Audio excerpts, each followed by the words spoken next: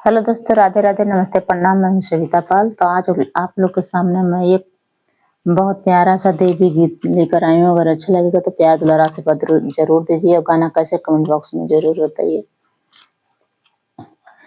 माई के कदरा केहू न जानई एहो गंवारे लगए ना।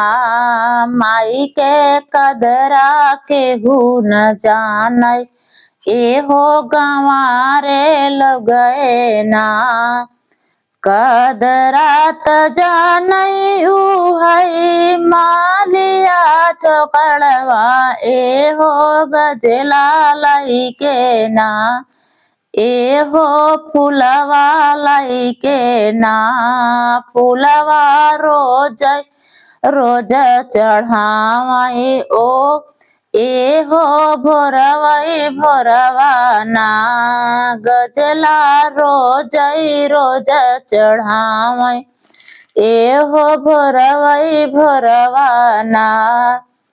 माई के कदरा केहू न जानई एहो गंवारे लगए ना। माई के कदरा केहू न जानई एहो गंवारे लगए ना।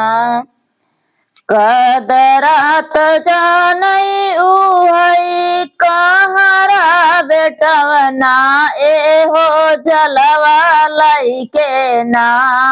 जलवा रोजई रोज चढ़ावई एहो भोरवई भोरवा ना। जलवा रोजई रोज चढ़ावई एहो भोरवई भोरवा ना। माई के कदरा केहू न जानई एहो गंवारे लगए ना। माई के कदरा केहू न जानई एहो गंवारे लगए ना।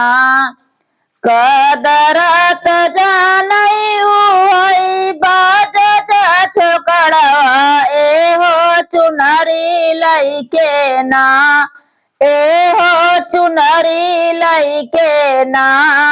चुनरी रोजई रोज चढ़ावई हो कि भोरवई भोरवा ना। चुनरी रोजई रोज चढ़ावई हो कि भोरवई भोरवा ना। माई के कदरा केहू न जानई एहो गंवारे लगए ना।